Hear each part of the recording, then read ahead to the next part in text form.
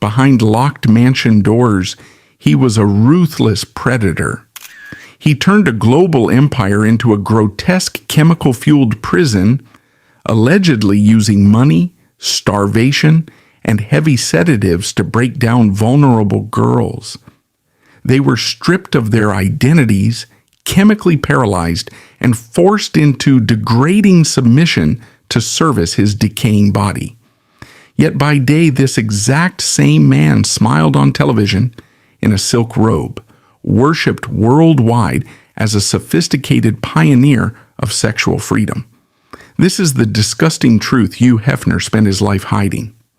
How did he deceive the world with a glittering illusion of democracy, only to die, deaf, isolated, and rotting inside the very nightmare he created?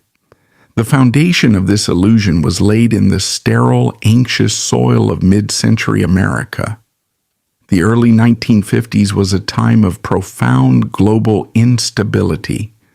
While the United States was aggressively attempting to project an image of perfect, sanitized suburban tranquility, international realities were exceedingly harsh. On the Korean Peninsula, a devastating war was redefining global borders. While Americans largely watched the conflict through newsreels, South Korea views this period as a harrowing existential fight for national sovereignty and basic democratic survival against a brutal invasion. It was a visceral, bloody reality that left an entire nation scarred. Yet, an ocean away, the American public was engaged in a collective psychological retreat. Frightened by the atomic age and the lingering shadows of global conflict, the American middle class built a fortress of absolute conformity. Television networks mandated separate beds for married couples. The mere mention of human intimacy was heavily censored. It was treated as a dangerous contagion rather than a natural reality. This extreme, suffocating climate of sexual repression was not just a cultural quirk. It was a societal pressure cooker waiting to explode. The American post-war response was not to confront the darkness, but to aggressively mandate a superficial, blinding light.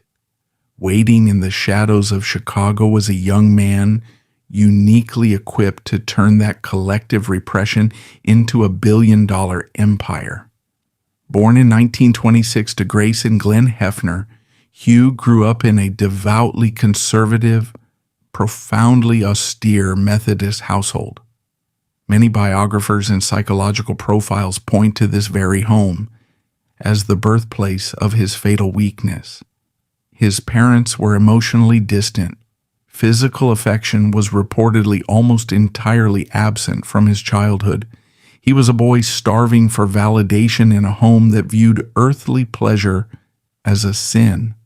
This emotional malnutrition created his hamartia, an absolute terrifying fear of irrelevance, aging, and a deep-seated inability to form genuine, equal human connections.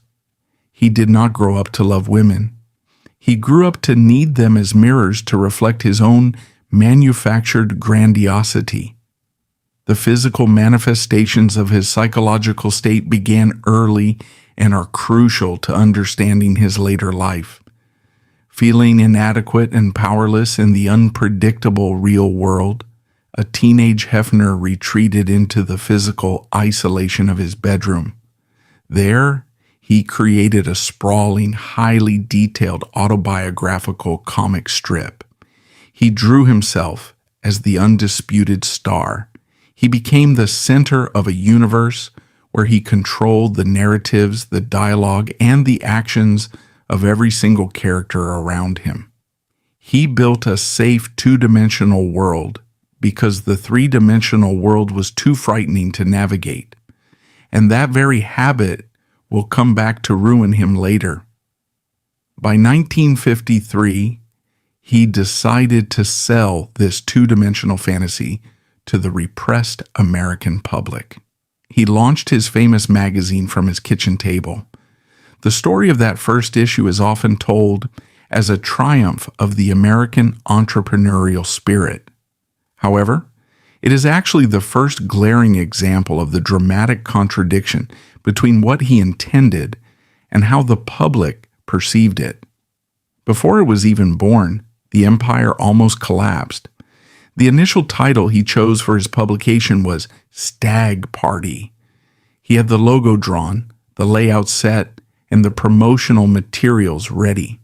But just weeks before going to print, an established hunting magazine named Stag threatened devastating legal action. In a frantic last-minute pivot to avoid a lawsuit, he changed the name to Playboy. That single legally mandated alteration accidentally birthed a global brand name. It reveals a telling truth. Far from a divine visionary with a master plan, he proved to be a calculating opportunist adapting on the fly to survive. He needed a star for his inaugural cover to ensure survival. He found it in an explicit calendar photograph of Marilyn Monroe. Monroe had posed for the photo years earlier, during a period of desperate financial hardship. She was paid a mere $50. She had no say in its republication. Hefner, recognizing the explosive potential of her image, bought the rights for $500. He plastered her across his premiere issue without her consent or a single dime of further compensation. The contradiction is staggering. The publication that loudly promised to liberate American sexuality was built upon the cheap, non-consensual exploitation of a struggling actress's vulnerable moment. When the issue hit the newsstands, it sold over 50,000 copies almost instantly. Yet Hefner was so terrified of public failure and humiliation that he hadn't even printed his own name on the masthead of that first issue. He was hiding behind the compromising image of a woman he had never even met. Here is a surprising fact that perfectly illustrates the bizarre, hypocritical foundations of his early life. Do you know who provided the crucial seed money for this supposed revolution of sexual liberation? His own mother. Grace Hefner, the strict puritanical Methodist who embodied everything the magazine claimed to be rebelling against, lent her son $1,000 to keep the venture afloat. Some documents suggest she did not do it because she believed in the philosophy of the magazine. She simply believed in her son. That single maternal loan became the financial bedrock of an empire built on the commodification of young bodies. It is a powerful irony that the ultimate purveyor of male hedonism required his mother's conservative savings to launch his rebellion. As the magazine grew, the money poured in. It transformed a kitchen table hustle into a cultural juggernaut. But Hefner knew that selling naked pictures alone would eventually invite the wrath of the American legal and moral systems. He needed an intellectual alibi. He needed to create a massive gap between the raw commercialization of flesh and the public perception of his brand. He began publishing serialized fiction from celebrated, highly respected authors. He commissioned extensive, probing interviews with civil rights leaders, controversial political figures, and prominent artists. By sandwiching provocative centerfolds of young women between pages of dense, progressive intellectual discourse, he handed the American public the perfect, socially acceptable excuse. Men could boldly purchase the magazine and claim they were buying it for the articles. He didn't just sell pictures. He wrote a sprawling, multi-part manifesto known as the Playboy Philosophy. In these exhausting essays, he argued against puritanical laws, he advocated for personal liberties, and preached the gospel of the rational consumerist male. He argued that a man should be judged not by his adherence to archaic religious dogmas, but by his sophisticated taste in hi-fi stereos, sports cars, and, tragically, women. He effectively turned women into luxury consumer goods. They became indistinguishable from a tailored suit or a fine bottle of scotch. This was a profound and dramatic contradiction. He spoke the eloquent language of civil rights, yet he was quietly establishing a cultural system that stripped young women of their individual humanity.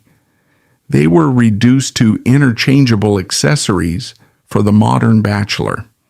The public persona he crafted to sell this philosophy was a meticulously designed lie. The world saw a suave, relaxed sophisticate who casually smoked a pipe and seemed entirely at ease with himself and his desires. But the physical reality of his everyday personality was completely different. It was frantic and exhausting. The pipe was a carefully chosen prop to make him look thoughtful and to give his anxious hands something to do. The famous silk pajamas and velvet smoking jackets were not symbols of ultimate relaxation. They were a form of psychological armor. By refusing to wear a standard business suit, he was physically manifesting his absolute refusal to engage with the adult world on its terms. While the public imagined him lounging in his pajamas, lazily sipping cocktails surrounded by admirers, the truth was much darker. Many historians and former colleagues note that he was frequently fueled by dangerous levels of amphetamines, specifically dexedrine. He would reportedly stay awake for 48 to 72 hours straight. He locked himself in his office, micromanaging every single comma, every photograph crop, and every layout choice of the magazine. The pajamas were not about leisure. They were the uniform of a man obsessed with microscopic control over his universe. He could not sleep, because to sleep meant relinquishing command of the world he was building. He was a man who preached total personal freedom to the masses, while simultaneously isolating himself in a highly controlled artificial environment where no one could challenge his authority. Looking purely at the publishing side of the late 1950s, he was functioning within the bounds of a controversial business. He was pushing boundaries, sparking necessary national debates about censorship, and irrevocably changing the visual landscape of American media. The public was entirely captivated by his charm and the sudden, overwhelming influx of previously forbidden imagery. He had successfully diagnosed a cultural sickness, the profound repression of the 1950s, and offered himself as the cure. But a magazine is only made of paper. For a man consumed by a fatal, agonizing need to control everything and everyone around him, paper was never going to be enough. A printed image cannot validate your existence. It cannot speak back, and it cannot be subjugated in real time. He needed a physical kingdom. He needed flesh and blood subjects who could not be turned off or folded away at the end of the day. As the decade drew to a close, the philosophy on the page began to demand a physical space. And this is where things really get dirty. The true nature of this empire was written in the very stone and mortar of the environments Hefner constructed. A magazine is merely an abstract concept, but a house is a reflection of the mind. By the late 1950s and early 1960s, the astonishing financial success of Playboy allowed Hefner to physically manifest his psychological state. He purchased a massive 74-room brick manor in Chicago's prestigious Gold Coast neighborhood. To the public, it was the ultimate bachelor pad. It was a beacon of sophisticated non-stop partying. He famously placed a brass plaque on the front door with a Latin inscription that translated to, "If you don't swing, don't ring." It was a clever piece of marketing. But when you examine the everyday reality of how he lived inside those walls, a profoundly disturbing picture emerges. Many biographers suggest the Chicago mansion functioned less as a home and more as a luxurious sensory deprivation tank. He rarely left the building. For months at a time, he completely severed himself from the unpredictable, uncontrollable rhythms of the outside world. He did not experience natural sunlight, rain, or the spontaneous interactions of a normal human life. Instead, he lived entirely on his own manufactured schedule. His bedroom was the absolute center of this bizarre universe. The focal point of the room was a massive, custom-built circular bed that rotated 360 degrees. It was equipped with built-in filing cabinets, multiple telephones, a television, and a custom console to control the lighting and music. This is a vital visual manifestation of his fatal weakness. The rotating bed was not a symbol of relaxation. It was a command center. Terrified of the vast chaotic world he could not control, he built a localized universe where he was the stationary sun. Everyone else, the staff, the business executives, the young women, were merely planets forced to orbit around his exact position. While he was barricaded inside his bedroom, playing the role of a liberated philosopher, his approach to the physical working women of his empire was ruthlessly industrial. In 1960, he opened the first Playboy Club. He took the two-dimensional bunny from the glossy pages and turned her into a living, breathing employee. This was the exact moment the intellectual facade began to crack. This is where the abstract concept of sexual freedom collided with the cold reality of corporate ownership of women's bodies. The public was sold the image of the Playboy bunny as an empowered, glamorous figure. She navigated the sophisticated nightlife with charm and agency, but the reality of how his power was exercised over these women is a stark contradiction to his sermons on freedom.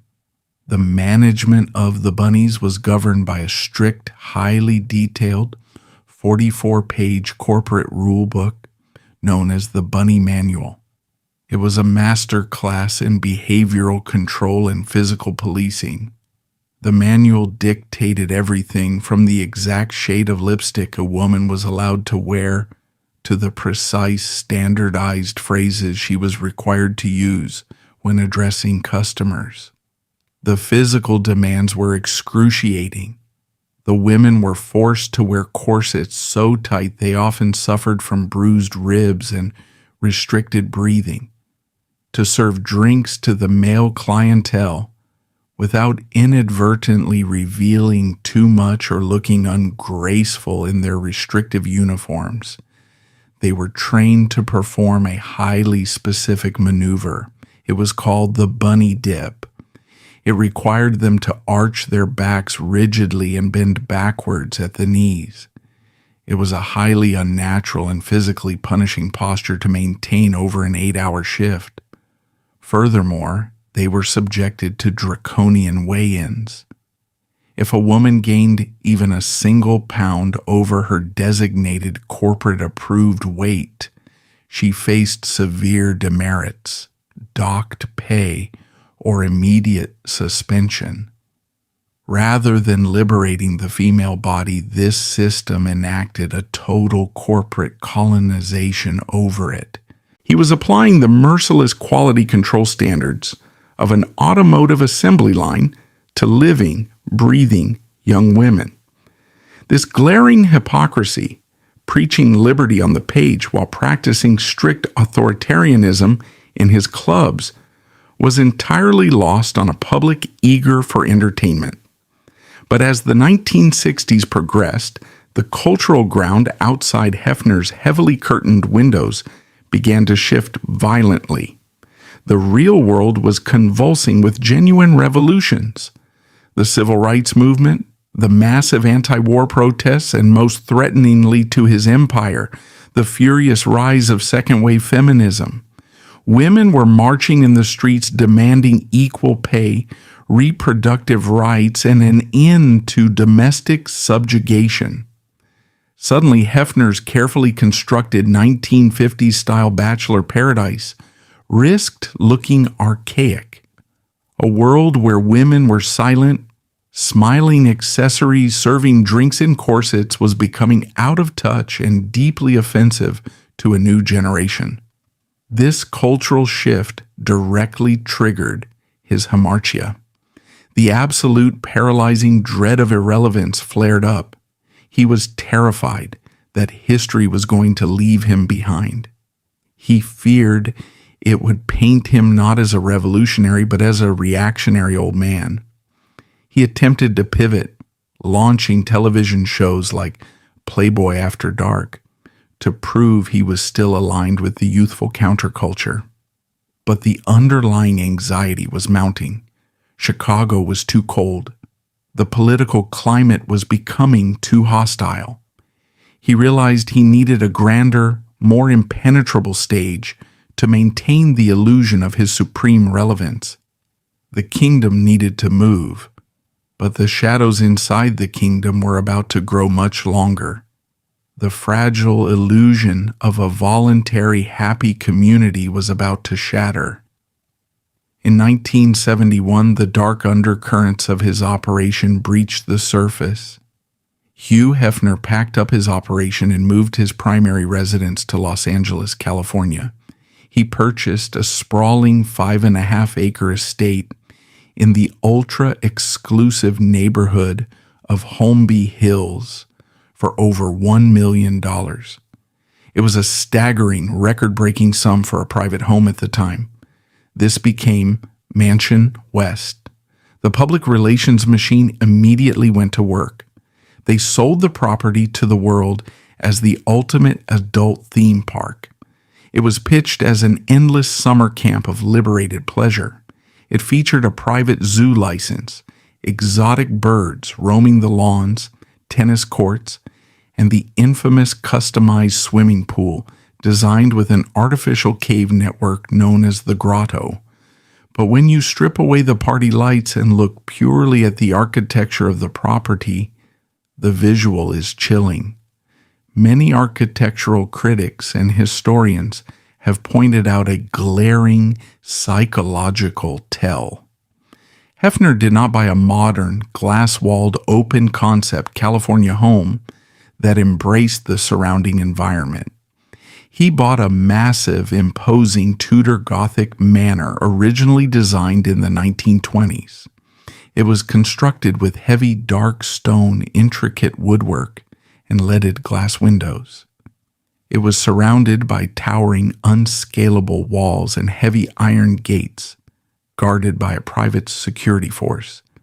He brought the dark, brooding aesthetic of a medieval European fortress to the brightest, sunniest city in the world. And you only build a fortress if you are terrified of what is on the outside, or if you are determined to trap what is on the inside. With the physical walls in place, the true nature of his operation began to crystallize. The mansion was a magnificent stage, but a stage is useless without a cast. He needed a constant, rotating supply of young women to validate his manufactured reality. This is where the everyday personality of the charming publisher was fully replaced by the cold calculations of a predator. He established an informal but highly effective network of scouts and promoters. They operated within the Los Angeles nightclub and party scene. These men functioned essentially as hunters. They were not looking for equal partners or established independent women. They were specifically instructed to look for a very particular demographic. They sought out young, conventionally beautiful women who were deeply vulnerable. They targeted girls who had just stepped off the bus in Hollywood with dreams of stardom.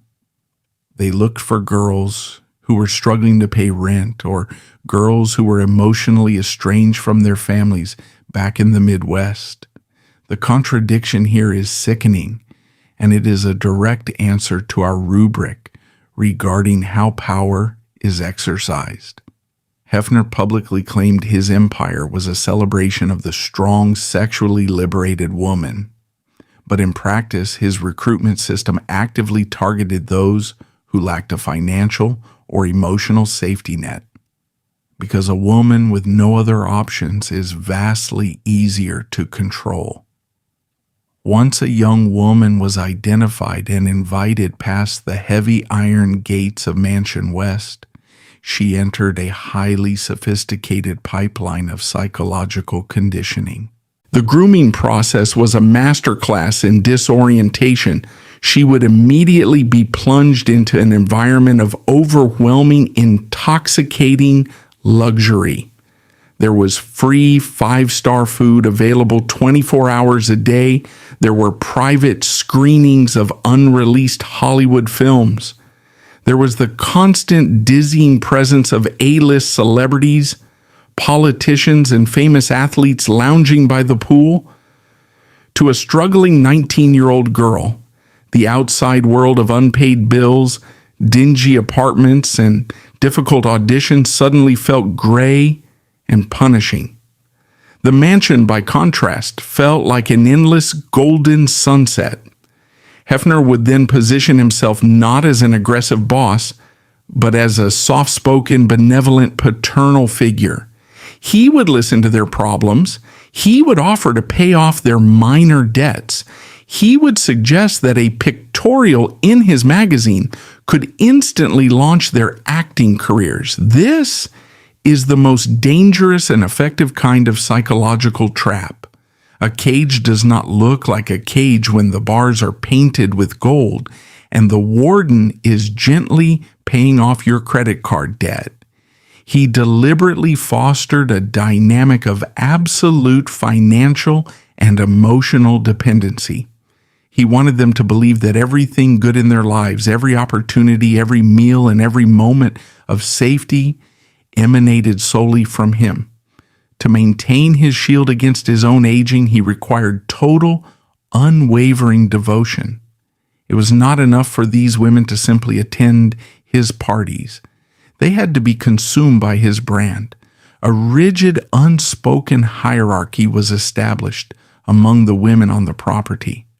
There were the transient party guests, there were the testing models hoping for a centerfold, and at the absolute top of the pyramid, there were the official girlfriends. These were the women chosen to live permanently in the mansion. They occupied the bedrooms down the hall from his master suite. To cross that final threshold and become a girlfriend was framed as the ultimate prize. It was presented as a guarantee of fame and security. But the cost of that promotion was the total surrender of individual autonomy. Once a woman moved her belongings into the mansion, the velvet ropes tightened into a noose. The psychological grooming had done its job. They were isolated from their past lives, dazzled by the luxury, and entirely dependent on his approval. But Hefner knew that human beings are dynamic and unpredictable. Psychological conditioning can fade. Financial dependency can breed resentment. Eventually, young women living in a confined space will begin to think for themselves, form alliances, or try to leave. Up to this point, the manipulation was primarily psychological, structural, and financial. The illusion of a voluntary, happy community was still somewhat intact. But the plot twist is in the early 1970s. The sheer number of women and his obsessive need to micromanage their every physical action pushed the limits of mere psychological control. When the allure of luxury and the threat of expulsion were no longer sufficient to guarantee the absolute, unquestioning compliance he demanded for his orchestrated encounters, he had to find a new method to bypass their agency entirely. The final descent into total control, however, required something far more clinical. Because to maintain perfect robotic order in a house full of living, breathing human beings, conversation and manipulation are not always enough. Sometimes you need to forcefully alter their perception of reality. You need to dismantle their natural defenses artificially. And in the shadowy, soundproofed corners of the mansion, the supposed revolution of free love was about to be entirely replaced by a horrifying, systematic chemical regime. The systematic chemical regime instituted within the heavy stone walls of Mansion West represents the most profound and devastating contradiction of Hugh Hefner's entire philosophy. To the public, he was a sophisticated connoisseur of fine wine, jazz, and articulate conversation. He frequently used his editorial platform to publicly condemn the use of hard narcotics, positioning his brand of hedonism as clean, natural, and entirely consensual. He debated politicians on television, arguing that the American legal system was too puritanical, too eager to police the private lives of its citizens. He demanded transparency from the government. Yet many former residents and historical investigations suggest a violently different reality behind his own locked bedroom doors. The true currency of the Playboy Mansion during the 1970s was not champagne or intellectual debate. It was a highly potent, heavily regulated central nervous system depressant known as methaqualone. The public knew them as quaaludes. In the medical world, quaaludes were strictly prescribed as a heavy hypnotic sedative to treat severe insomnia. But within the localized, isolated universe of the mansion, they were reportedly weaponized as a strategic tool for absolute compliance. We must examine this not as a story of excessive celebrity partying, but as a calculated method of psychological warfare. The issue isn't simply what substances were consumed. The issue is how chemistry was used to systematically dismantle human agency. Several former models and girlfriends have gone on the record stating that Hefner kept an abundant, meticulously managed supply of these pills. They were often referred to within his inner circle by a sickeningly casual nickname. He allegedly called them leg spreaders. This is a critical piece of evidence in our prosecution. That is not the language of a pioneer of sexual liberation. That is the chilling utilitarian terminology of a predator who views the female body not as a partner, but as a mechanism to be unlocked, bypassed, and used. Consider the physical reality of how this power was exercised. Young women, many of whom were still in their late teens or early 20s, were brought into his private quarters. They were already financially dependent, psychologically isolated, and desperate to secure their place in the rigid hierarchy of the house. In this highly pressurized environment, the pills were offered casually.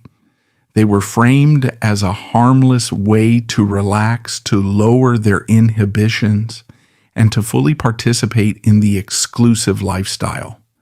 But the physiological effect of a heavy dose of quaaludes is not mere relaxation. It is profound cognitive paralysis and the drastic loss of motor function. It strips away the physical ability to fight back, to assert boundaries, or to even stand up and walk out of the room. The vivid visual manifestation of this is deeply unsettling. Imagine the master bedroom, decorated in dark velvet and heavy wood, the air thick with baby oil and musk. The room is filled with young women who have been chemically rendered into pliant living dolls. They are positioned around a man decades their senior, unable to effectively speak or move under their own power. This environment perfectly illustrated his absolute paralyzing terror of inadequacy and rejection, fueled by a deep-seated inability to engage in genuine, reciprocal intimacy. An awake, entirely sober, and independent woman possesses the agency to judge. She has the power to critique his aging physique or to demand equal pleasure. He could not tolerate that risk. He required absolute worshipful submission to maintain his grand illusion of virility. Unconscious or severely sedated women cannot reject you. They cannot complain, and they cannot disrupt the meticulously choreographed scenarios he demanded. By chemically disabling these women, he guaranteed that his carefully constructed universe would never be punctured by the unpredictable, uncontrollable nature of authentic human consent. He replaced genuine connection with pharmaceutical subjugation. While the nights were ruled by chemical sedation, the daylight hours required a different, equally suffocating mechanism of control.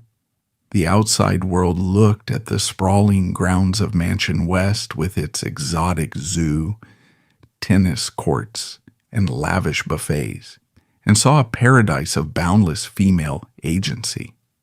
The everyday reality, however, was governed by a set of rules so draconian that many former girlfriends have openly described the environment as a state of martial law. The most glaring contradiction of this supposed sanctuary of freedom was the strict 9 o'clock curfew. Let that sink in. This was a man who built an empire, selling the thrill of the midnight party. Yet, if a grown woman living in the capital of global entertainment was even 5 minutes late returning to the compound, she faced explosive reprimands, public humiliation, and the immediate threat of eviction. This was not a home, it was a highly luxurious minimum security facility.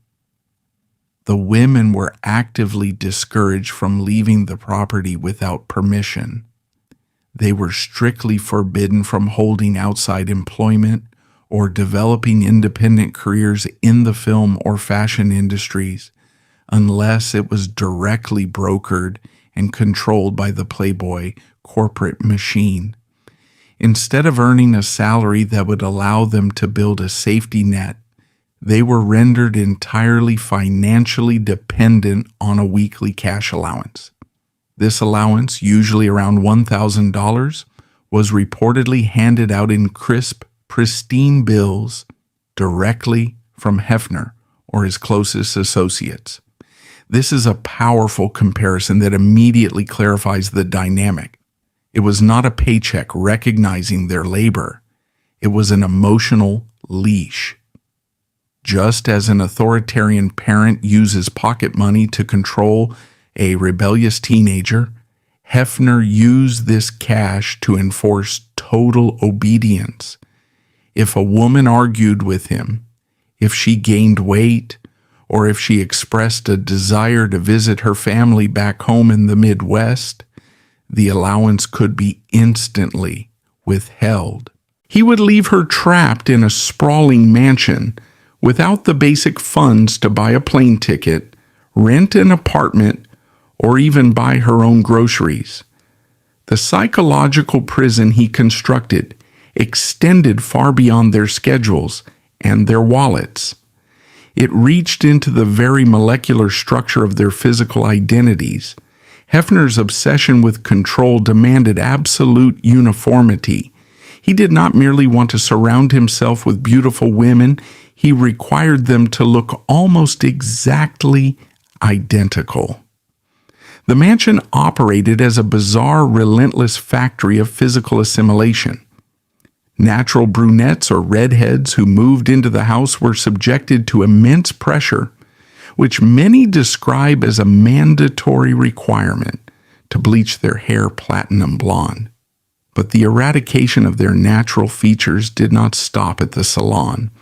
He heavily pushed and often directly paid for severe cosmetic surgeries, specifically breast augmentations and rhinoplasties. The psychological toll of this forced physical conformity is devastating. When you are systematically pressured to carve away the unique physical traits inherited from your family simply to match the uniform aesthetic of a corporate brand, you begin to lose your internal sense of self. The women were slowly stripped of their individuality. They were transformed into interchangeable blonde accessories designed to complement his public persona. They were rarely referred to by the media or the staff by their distinct personalities or their full names. They were lumped together under the collective noun, the girls. This simple linguistic trick completely erased their personal histories, their intellects, and their individual aspirations. They were not viewed as independent human beings, but as a matching set of luxury furniture decorating his living room. To ensure that this physical uniformity was ruthlessly maintained, he implemented a system of bodily surveillance that borders on the grotesque. The women were subjected to strict, routine weigh-ins. This is perhaps one of the most vivid physical manifestations of his need for control. Women who naturally fluctuated in weight, as all human bodies do, were heavily scrutinized, publicly criticized, and punished. If a woman gained even a minor amount of weight, she was ordered to stay in her room. She was banished from the communal dinners, barred from the movie screenings, and hidden away from the glamorous parties until the scale returned to his precise, arbitrary standard. The mansion, celebrated globally by millions of men as the epicenter of ultimate female beauty and liberation, was in reality a dark breeding ground for severe body dysmorphia and rampant eating disorders. The women were caught in a terrifying, inescapable cycle. They were surrounded by free, luxurious food provided 24 hours a day, prepared by world-class chefs. Yet they were desperately starving themselves, chronically over-exercising or using laxatives just to survive the upcoming weigh-in.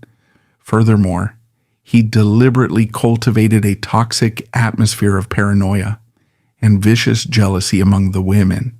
One might logically assume that a group of young women trapped in a highly controlled environment would naturally band together to support one another against an oppressive authority.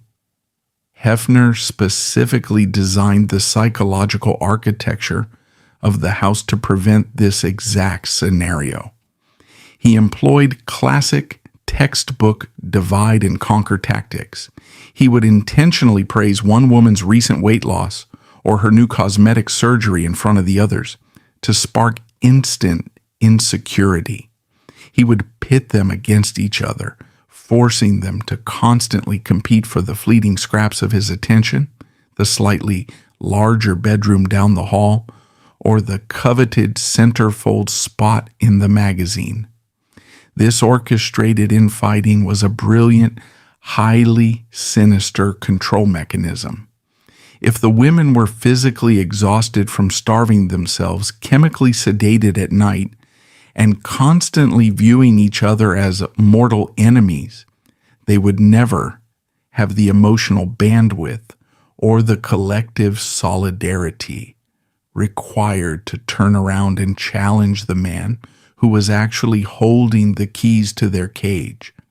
They were too busy fighting each other for a better spot on the rotating bed to realize they were all equally imprisoned. You must look at this sequence of events, at this meticulously designed system of subjugation, and ask a very logical question. If this sprawling estate in the middle of Los Angeles was truly operating as a psychological prison, if hundreds of young women were subjected to chemical coercion, strict financial entrapment, and the brutal surgical erasure of their physical identities, why did the world not hear about it? Why did the glittering facade of the Playboy empire remain entirely intact for decades? Why was it continuously celebrated by politicians, movie stars, and the mainstream press? How is it possible that so many women passed through those heavy iron gates, suffered this level of profound humiliation, and yet walked back out into the world and remained completely silent? The answer to that question reveals the most terrifying and sophisticated layer of Hugh Hefner's entire operation. He was not merely a psychological warden who relied on fear, competition, and financial dependence. He was a meticulous archivist of vulnerability.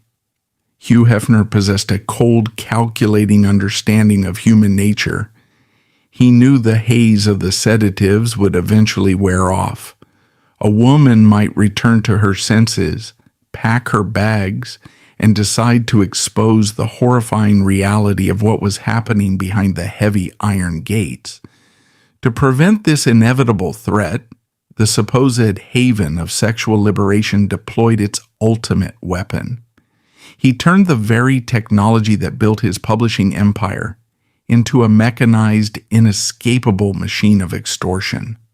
The sprawling estate was transformed into a comprehensive panopticon.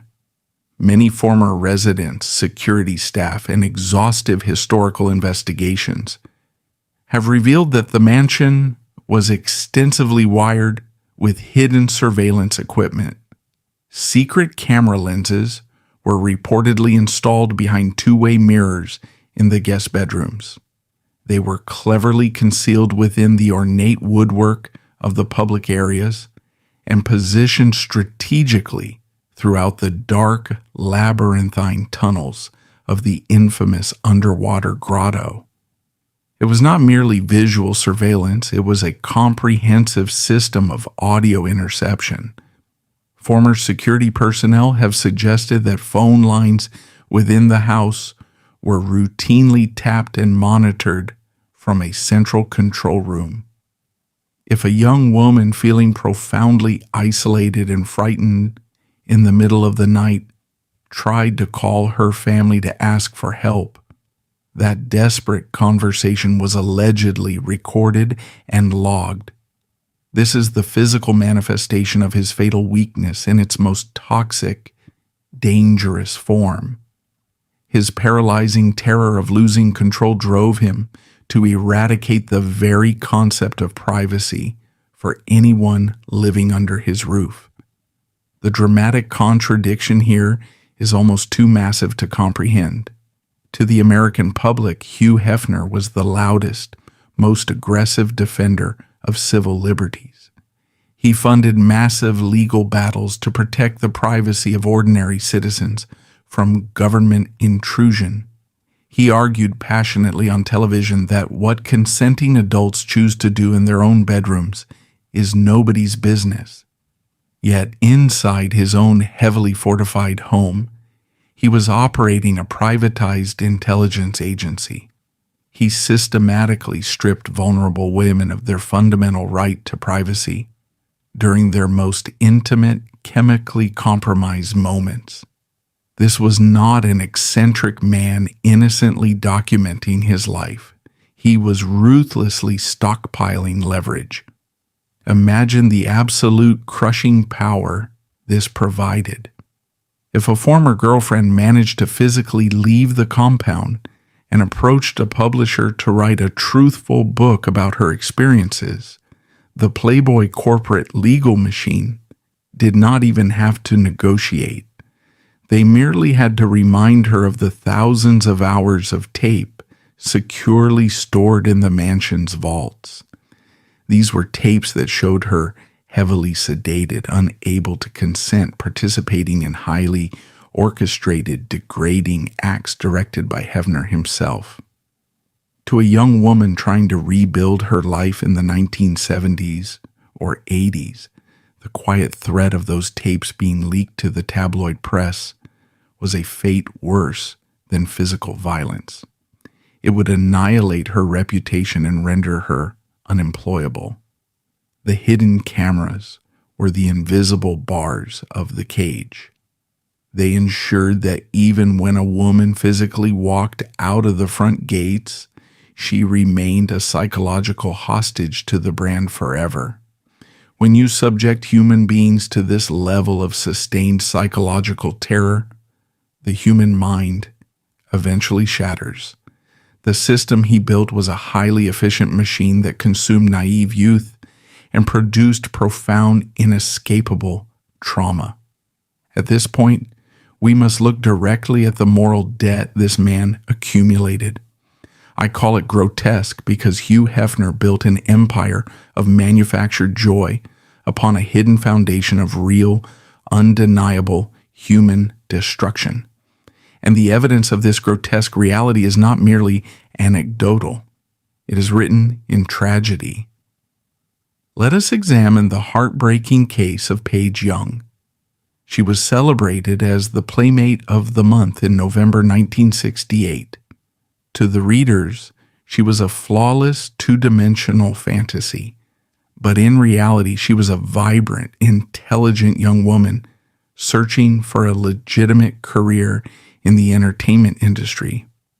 Like so many others, she was pulled into the inescapable gravitational pull of the Hefner orbit. She was subjected to the grueling physical expectations and the deeply toxic competitive environment of the inner circle. By 1974, the psychological toll of her association with the Playboy machine had entirely eroded her spirit. She was financially unstable, emotionally hollowed out, and deeply traumatized. In November of that year, at the age of 30, she took a fatal overdose of sleeping pills.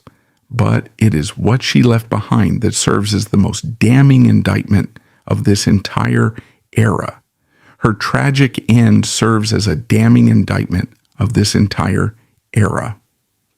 The bright, ambitious woman who entered the Playboy orbit was reduced to a casualty of a machine that consumed youth and discarded the broken pieces. That is not the exaggerated language of a disgruntled employee. That is the desperate, final spiritual verdict of a woman who had seen the true face of the warden hiding behind the silk robe. The destruction was not limited to the young models who passed through the doors. The system systematically crushed anyone who became a legal or public relations liability to the king, including his most loyal subjects. Consider the infuriating fate of Bobby Arnstein. She was not a passing girlfriend. She was Hugh Hefner's devoted executive secretary and one of his closest, most trusted confidants for years. She managed the gate to his inner sanctum and fiercely protected his darkest secrets. In 1974, federal narcotics agents began aggressively investigating the massive influx of illegal drugs flowing into the Playboy Mansion. They needed an inside informant to bring down the kingpin, so they ruthlessly targeted Bobby Arnstein. She was arrested, charged with a serious drug conspiracy, and faced an incredibly harsh prison sentence. This was the defining moment for the sophisticated, powerful philosopher to step forward, use his immense wealth, and protect the woman who had dedicated her entire adult life to building his empire. While Hefner publicly cried foul at the federal prosecutors in press conferences, the reality remained unchanged. The formidable Playboy legal firewall ensured the founder remained legally untouched. This left his loyal secretary entirely exposed to bear the crushing weight of the federal government. Facing a brutal 15-year prison sentence and feeling entirely abandoned by the man she had worshipped, Bobby Arnstein rented a solitary hotel room in Chicago in early 1975. She locked the door, ingested a lethal dose of drugs, and ended her own life. The corporate machine expertly protected the brand, and the human collateral was simply swept under the rug. Furthermore, I call it grotesque because the system actively provided a heavily guarded, consequence-free sanctuary for other powerful predators in Hollywood. The Playboy Mansion functioned as a sovereign state, a safe house for influential men with dark appetites, completely shielded by a private army of aggressive corporate lawyers. The most sickening example of this systemic complicity occurred in 1974. Judy Huth, a teenager who was entirely legally underage, was allegedly brought to the mansion and violently sexually assaulted by the powerful comedian and actor Bill Cosby. The mansion was a strictly controlled environment. The security knew what was happening in the bedrooms. But instead of protecting a vulnerable young girl and calling the authorities, the Playboy machine snapped into action to protect its high-profile, highly lucrative guest. For decades, the immense legal and cultural power of the Playboy brand was used to intimidate, silence, and systematically discredit women who tried to speak out against the powerful men who used the mansion as their private hunting ground. The lawyers in the Playboy Tower did not exist to uphold the law. They existed to mop up the blood and ensure the lucrative party never stopped. The velvet ropes at the front gate were not designed to keep the public out. They were designed to keep the police out and the victims permanently trapped inside. For decades, the intimidating legal threats worked flawlessly. The blackmail tapes remained securely locked in the vault. The tragic suicides of women like Paige Young and Bobby Arnstein were successfully spun by brilliant crisis managers as isolated, unfortunate accidents. The world continued to celebrate the aging revolutionary, willingly blinding itself to the long, devastating trail of broken lives he left in his wake. But a kingdom built entirely on forced silence and extortion is inherently fragile. It requires an exhausting, endless amount of dark energy to maintain the lies. As the 20th century slowly came to a close and the new millennium dawned, the invincible warden of Mansion West was about to face the one enemy his lawyers could not silence. Time itself was finally coming to collect the moral debt.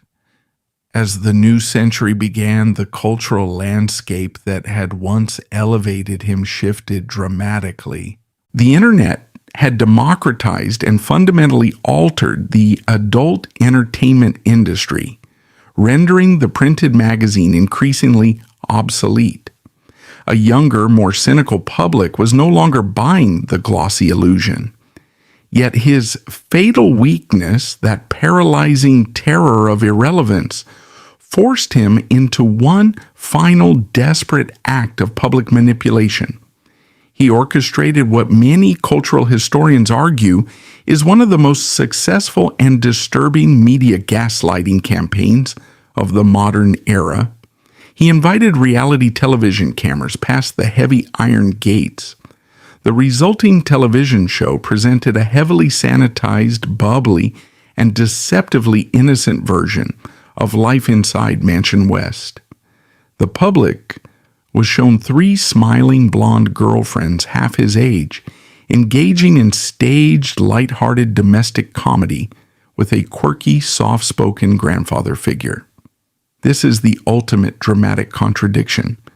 The world was enthusiastically consuming a brightly lit sitcom, entirely unaware that the women smiling on screen were reportedly subjected to the exact same draconian curfews, the same agonizing weekly weigh-ins, and the same suffocating psychological expectations that had defined the dark closed-door decades prior. The television show was a brilliant defensive illusion designed to hide a physical reality that was rapidly rotting from the inside out. The visual manifestation of his psychological decay was no longer contained to his mind. It was seeping into the very floorboards of his kingdom. Former residents, staff members, and investigative journalists who walked the halls during this era describe an environment that was violently at odds with the glamorous images broadcast on television. The sprawling estate was deteriorating. The heavily drawn curtains trapped stale, motionless air. The once pristine carpets were reportedly deeply soiled, and the hallways often carried the distinct, unglamorous odor of unwashed dogs and decay. The furniture and the entire aesthetic of the house were stubbornly frozen in the 1970s. He vehemently refused to update or renovate the property because to change the environment was to acknowledge that time was passing. He was an elderly man desperately trying to trap a bygone era inside a crumbling snow globe, terrified of the modern world marching forward outside his walls. His own physical body, the vessel he had used to project ultimate virility for half a century, was aggressively failing him. The suave philosopher of the sexual revolution was now heavily dependent on an army of private nurses and daily medication just to maintain the illusion of functionality. In a desperate attempt to continue performing the role of the tireless Lothario, he reportedly consumed staggering amounts of Viagra. The medical side effects of this relentless chemical regimen were devastating. Many former associates and medical records indicate that the excessive use of the drug left him profoundly, irreversibly deaf in one ear. The visual here is both pathetic and deeply revealing. Imagine an elderly man sitting at the head of a massive, opulent dining table, surrounded by young women he financially controlled, entirely unable to hear their conversations.